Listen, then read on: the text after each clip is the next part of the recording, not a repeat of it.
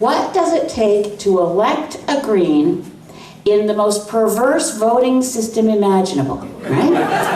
How do we do it? Because for a while, even Greens thought, yeah, well, we can't really elect a Green till we get rid of first past the post. I never thought that was true, because I knew the secret of getting elected was to get more votes than the other guy. In any system, that's gonna work. So, but it's a perverse voting system because it allows a party that has a minority of public support to have 100% of the power.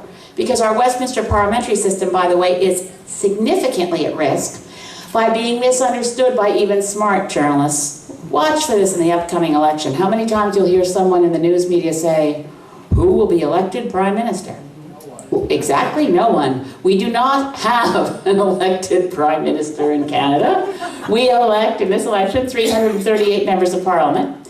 And in our system of government, Westminster parliamentary democracy, all MPs are equal, in theory, and the Prime Minister is merely first among equals. The idea that the Prime Minister is the all-high, almighty dictator in charge of and Lord of all is a relatively new concept. As a matter of fact, right up to Pierre Trudeau, our Prime Minister since 1867 didn't think it was a full-time job.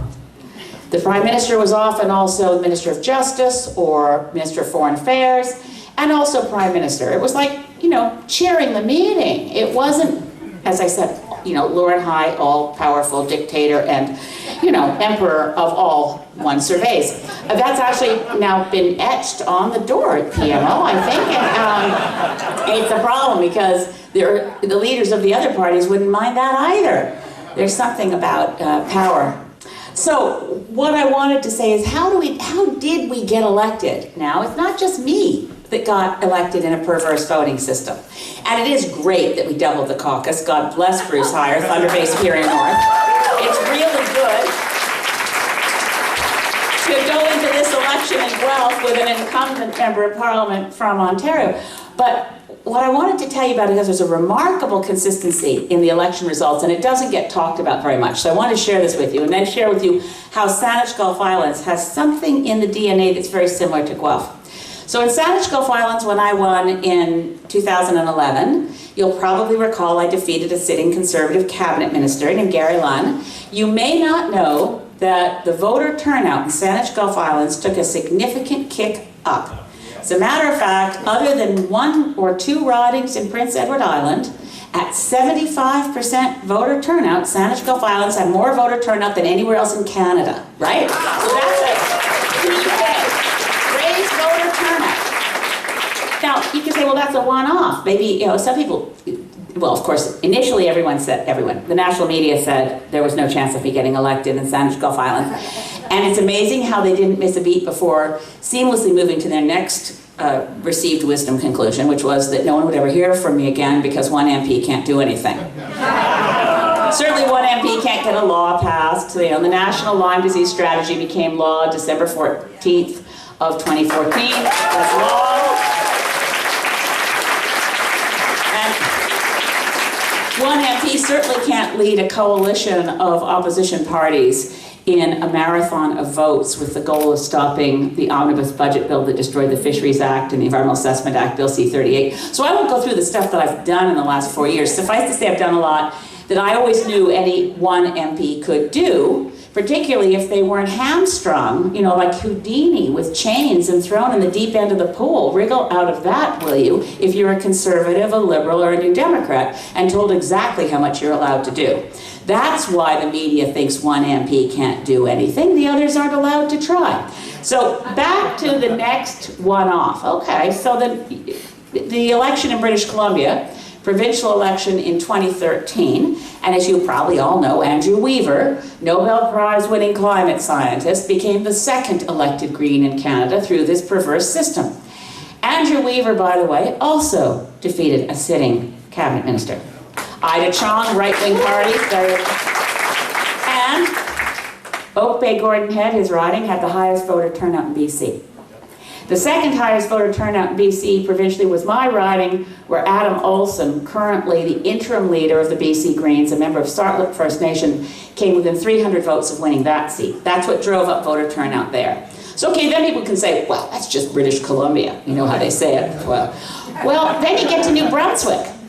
And this fall in New Brunswick, David Coon, leader of the New Brunswick Green Party, became the first elected Green in New Brunswick, where, by the way, no NDPers were elected in that provincial contest. David Coon defeated the sitting Conservative Energy Minister pro-fracking in New Brunswick, and fracking was the ballot box issue, and David Coon became the first elected Green in New Brunswick at 70% voter turnout. So now there's a trend here. You see what's happening? So then you look at Prince Edward Island. I hope you noticed on May 4th, we got a little bit outshone in terms of the national news because of Rachel Notley's win in Alberta. But Prince Edward Island elected Peter Bevan Baker. No NDPers were elected in PEI. And the leader of the PEI Greens, good to see you're all sitting now, because I did tell you that except for some ridings in PEI, my voter turnout in Saanich Gulf Islands was the highest in the country. So you know PEI votes a lot. But Peter Bevan Baker had the highest voter turnout in PEI, which happened to be, just for fun, someone guess. 90% voter turnout in Peter Bevan Baker's riding. And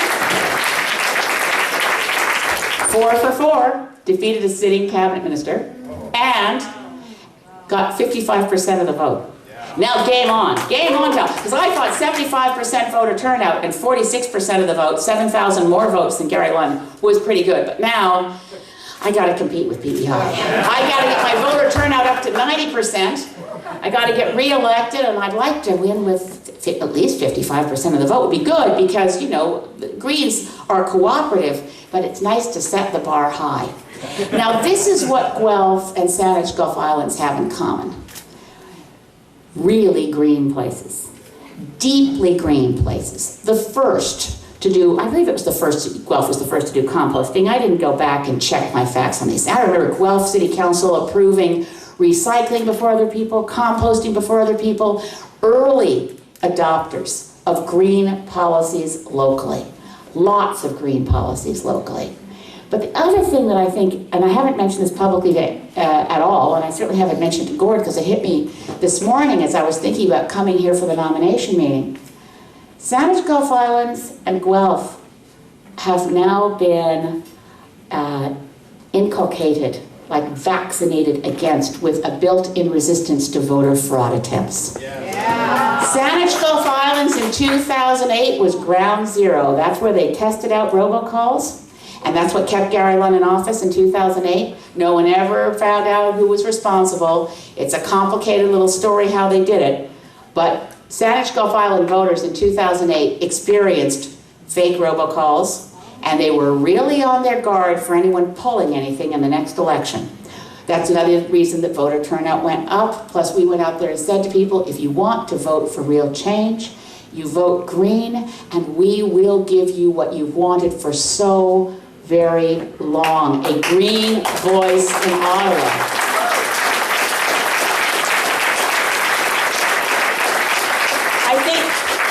I think our candidate from 2011 here, John Lawson, I think he's somewhere here. John, there you are. Oh, stand up, please. Thank you.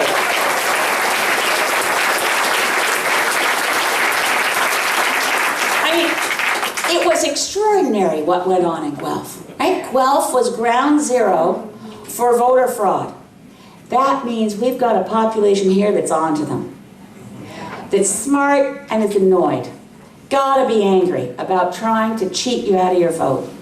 Now that, I hope, will translate into recognizing that Stephen Harper's so-called Fair Elections Act is designed to make it harder for people to vote. So we need to talk to the youth of this riding and the youth across Canada who may not think their vote makes a difference. Because if the youth vote didn't make a difference, why do you think Stephen Harper's gone to so much trouble to make it harder for young people to vote? To make it harder for First Nations to vote, to make it harder for the homeless and the poor to vote. And I think by accident he's also made it harder for some people who might traditionally have voted Conservative.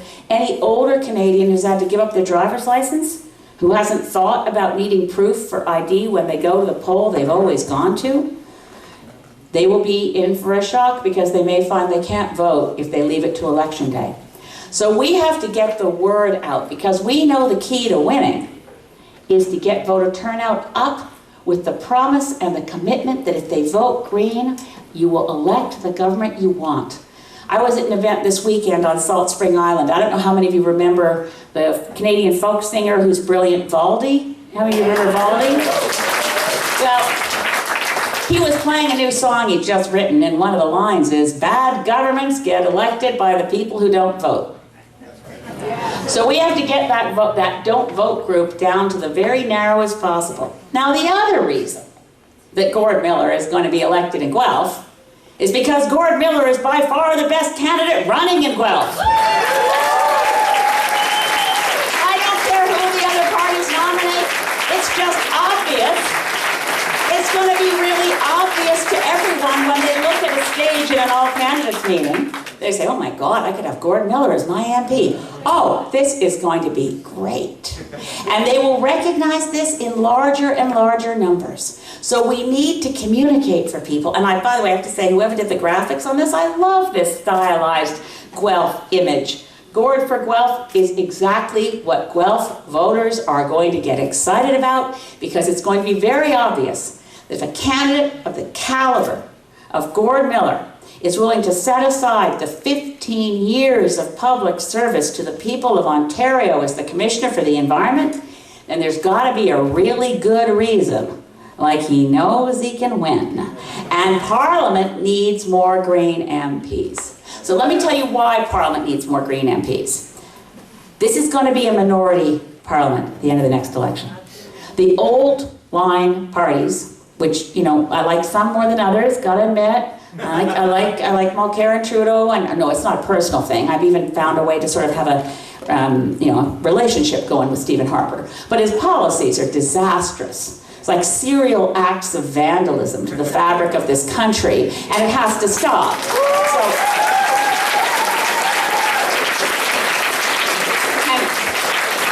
and the good news is it will stop. His vote is collapsing across Canada.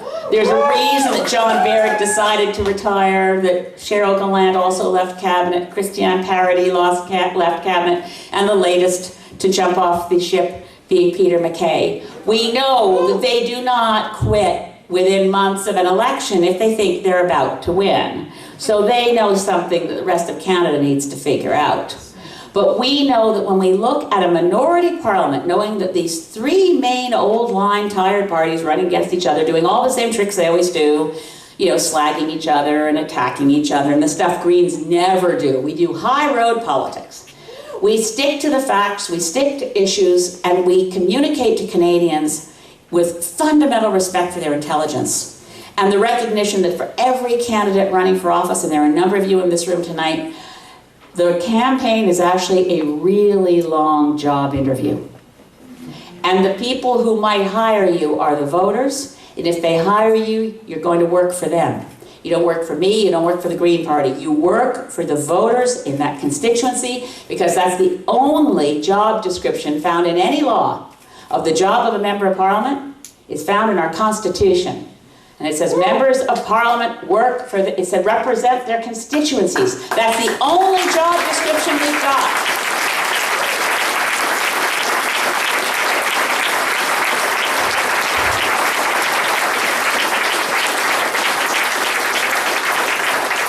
Gord Miller is ideal for this job description. He's been working as a public servant for the people of all Ontario, holding various political parties' feet to the fire on a very impartial assessment against real indicators known as science, and measuring performance against laws that come through a democracy. Gord Miller knows how to do this better than any other candidate I've ever met. So that's where, when the election is over, you need to picture this, what it's going to be like in our heads the morning after the election, while the media scrambles to understand what it means that the Liberals don't have a majority, the NDP don't have a majority, the Conservatives don't have a majority, but the number of MPs just elected by the Green Party added to any one of those would make a majority. And if the math is right, they're all going to be talking to us. When the math is right, we can say, okay, we'll talk across party lines, as long as our fundamental requirements in a democracy, what most Canadians want. So, will you get rid of first past the post? That's a fundamental question.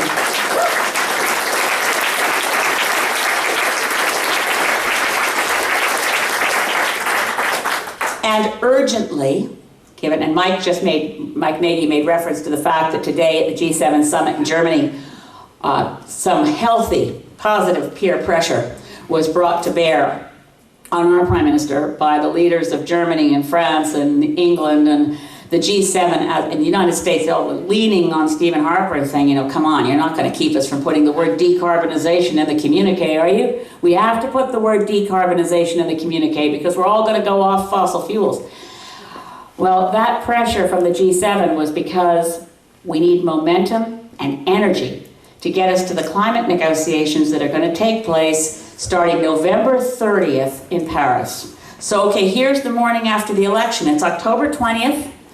We got to sprint to pull together an entirely new Canadian presence in international negotiations. It's not just changing who sits in the Prime Minister's chair. It's looking at what the diplomatic corps is doing, what their negotiating instructions are. We're going to have to hit the ground running. People are going to have to immediately start letting the rest of the world know that the targets aren't good enough from any of the other countries. And we start by saying Canada's targets aren't good enough, and we've done our homework, and we say what they're going to be. And we go into those negotiations knowing that Canada will go back to the role we once had of being a country that drives the better, stronger deal to protect the planet, the way we did in '87.